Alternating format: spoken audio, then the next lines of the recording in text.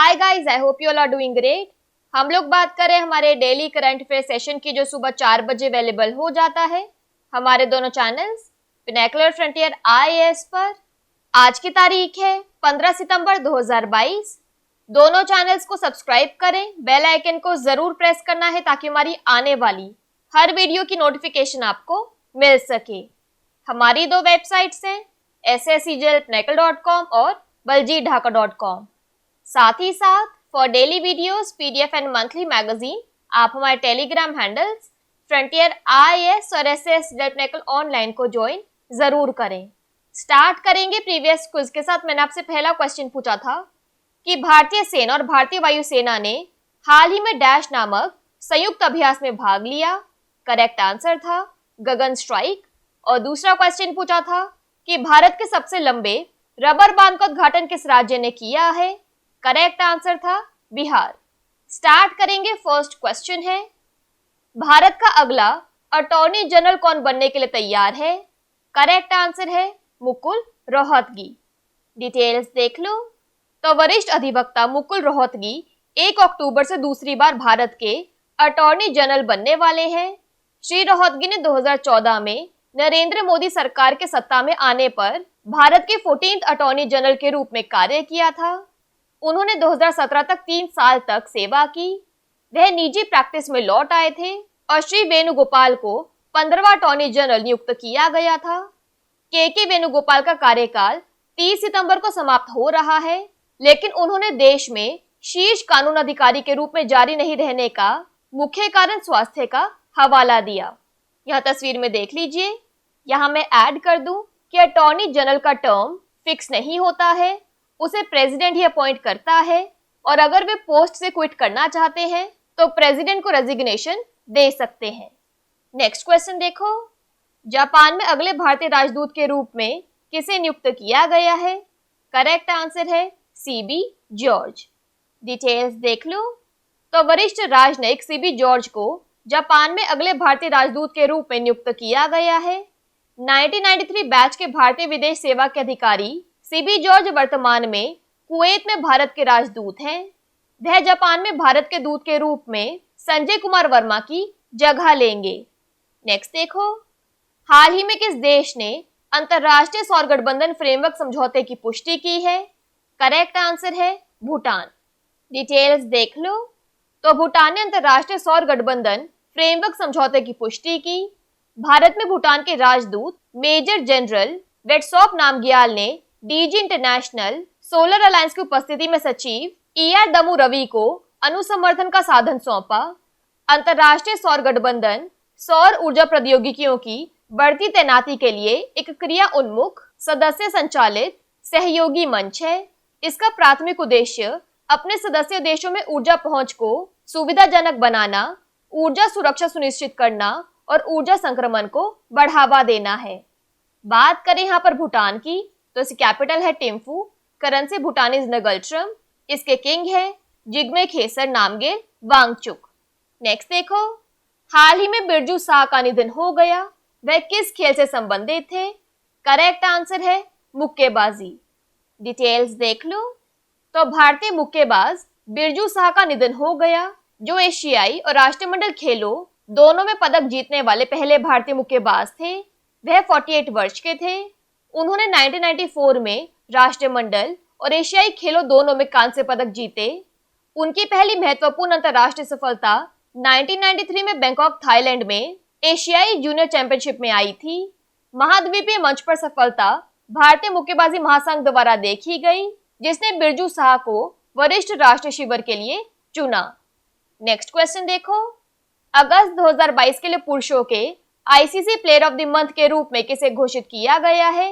Correct answer है सिकंदर रजा। Details देख लो।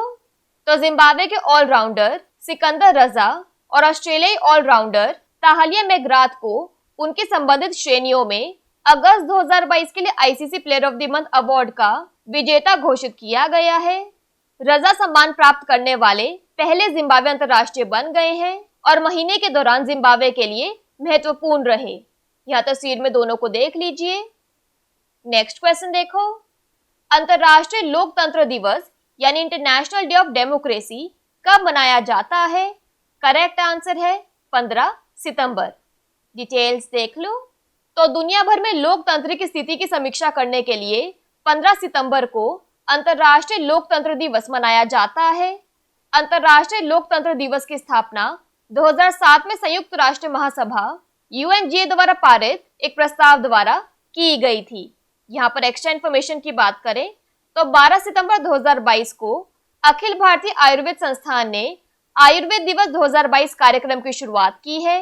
6 सप्ताह का यह कार्यक्रम 23 अक्टूबर 2022 तक चलेगा। आयुष मंत्रालय ने इस वर्ष आयुर्वेद दिवस के लिए अखिल भारतीय आयुर्वेद संस्थान को नोडल एजेंसी बनाया है। इसका विषय है हर दिन हर घर आयुर्वेद। नेक्स्ट क्वेश्चन देखो। माइटी स्टार्टअप हब ने भारत में XR प्रौद्योगिकी स्टार्टअप में तेजी लाने के लिए किस कंपनी के साथ सहयोग किया है? करेक्ट आंसर है मेटा। डिटेल्स देख लो।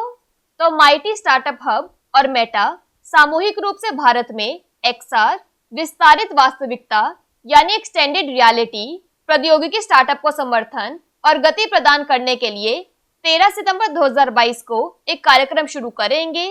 सहयोग भविष्य की प्रौद्योगिकियों के विकास में कौशल के उन्नयन के लिए सरकार के प्रयासों का एक हिस्सा है। माइटी स्टार्टअप हब भारत में XR प्रौद्योगिकी स्टार्टअप का समर्थन करने के लिए मेटा के साथ सहयोग करने के लिए इलेक्ट्रॉनिक्स और सूचना प्रौद्योगिकी मंत्रालय की एक पहल है। नेक्स्ट देखो। बहुराष्ट्रीय नौसेना अभ्यास ककाडू किस देश द्वारा आयोजित किया गया है? करेक्ट आंसर है ऑस्ट्रेलिया। डिटेल्स देख लो। तो INS सतपुरा और P8I समुद्री गश्ती विमान रॉयल ऑस्ट्रेलियाई नौसेना द्वारा आयोजित बहुराष्ट्रीय नौसेना अभ्यास काकुड़ी में भाग लेने के लिए ऑस्ट्रेलिया के डार्विन पहुंचे। बंदरगाह और समुद्र दोनों में 2 सप्ताह तक चलने वाले इस अभ्यास में 14 नौसेनाओं के जहाज और समुद्री विमान शामिल हैं।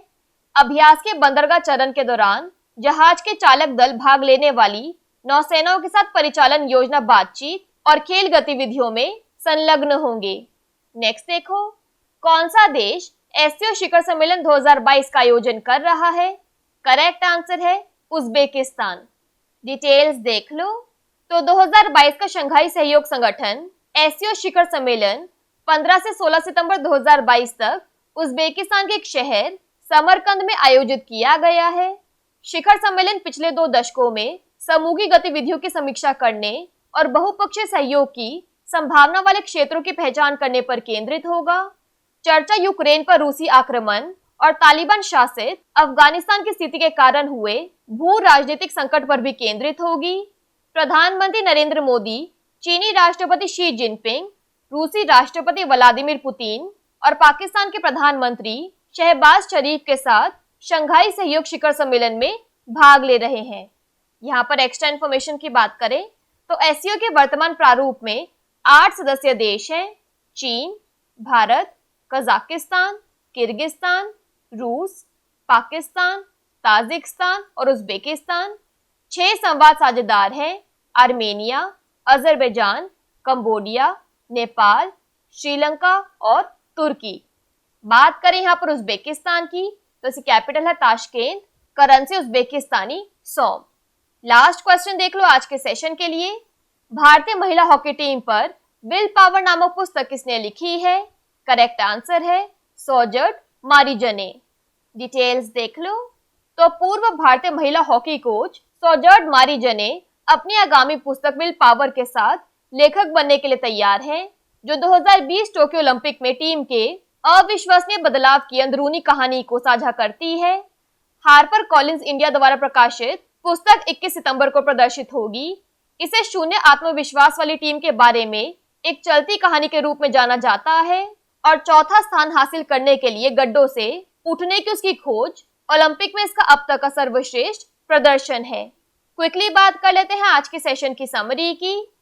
तो इंडिया के अगले अटॉर्नी जनरल बनने के लिए तैयार है मुकुल रोहतगी। जापान में अगले इंडियन एम्बेसडर है CB George. International solar alliance framework agreement को रेटिफाई किया है भूटान ने। बिरजू साहब पास्ड अवे, वे बॉक्सिंग से जुड़े हुए थे। अगस्त 2022 के लिए men's ICC player of the month बने हैं Sikandar Raza. International day of democracy 15 सितंबर को मनाया जाता है। इंडिया में एक्सा टेक्नोलॉजी स्टार्टअप्स को एक्सेलरेट करने के लिए माइटी स्टार्टअप हब ने मेटा के साथ कोलैबोरेट किया। मल्टीनेशनल नेवल एक्सरसाइज का कार्डू को ऑस्ट्रेलिया ने होस्ट किया। एससीओ समिट 2022 की मेजबानी उज्बेकिस्तान कर रहा है। और इंडियन विमेन्स हॉकी टीम पर लिखी गई book will power sir George मरीजने ने लिखी है। बात कर लेते हैं आज के सेशन के क्विज फॉर द डे की। आपका पहला क्वेश्चन है, यूएस ओपन 2022 का पुरुष एकल खिताब किसने जीता है? और आपका दूसरा क्वेश्चन है, कोयम्बटूर एनएक्सटी पहल किस संगठन ने शुरू की है? दोनों क्वेश्चंस हमारे प्रीवियस सेशन से हैं। इनके आंसर नहीं आएगा तो उनको चेक कर लेना। दोनों चैनल्स को सब्सक्राइब करें, बेल आइकन को जरूर प्रेस करना है ताकि हमारी आने वाली हर वीडियो की नोटिफिकेशन आपको मिल सके। हमारी दोनों वेबसाइट्स और टेलीग्राम हैंडल्स को ज्वाइन जरूर करना है। Thank you so much. I will see you in my next session.